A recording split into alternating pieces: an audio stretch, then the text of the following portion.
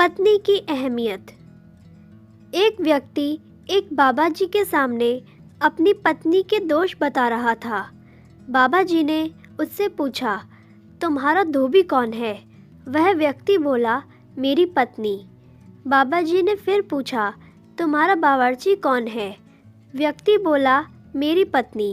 बाबा जी ने कहा, तुम्हारे घर की साफ सफाई वाला कौन है? वह व्यक्ति बोला, मेरी पत्नी। बाबा जी ने कहा, तुम्हारी और तुम्हारे माता पिता की सेवा कौन करता है? व्यक्ति बोला, मेरी पत्नी। बाबा जी ने फिर पूछा, जब तुम और तुम्हारे बच्चे बीमार होते हैं तो तुम्हारी और तुम्हारे बच्चों की देखभाल कौन करता है? कौन तुम्हारे लिए रातों को जागता है? व्यक्ति बोला, मेरी पत्नी। तुम्हारे घर और माल की हिफाजत कौन करता है? व्यक्ति ने कहा, मेरी पत्नी।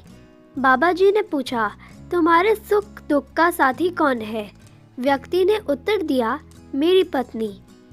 बाबा जी ने पूछा, क्या तुम्हारी पत्नी इन सब कामों का तुमसे वेतन लेती है? व्यक्ति बोला, नहीं लेती। बाबा जी ने कहा, तुमने अपनी पत्नी के दोष तो बता दिए, लेकिन उसके गुणों को भूल गए और ना ही तुमने उसको समझा।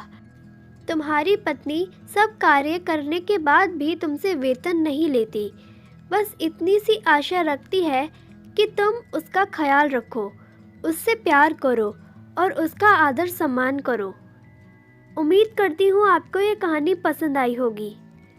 इस कहानी पर आपकी क्या राय है कमेंट करके ज़रूर बताएं। वीडियो पसंद आया हो तो लाइक और शेयर ज़रूर करें। चैनल को सब्सक्राइब ज़रूर कीजिए। वीडियो देखने के लिए, कहानी सुनने के लिए आपका बहुत बहुत धन्यवाद।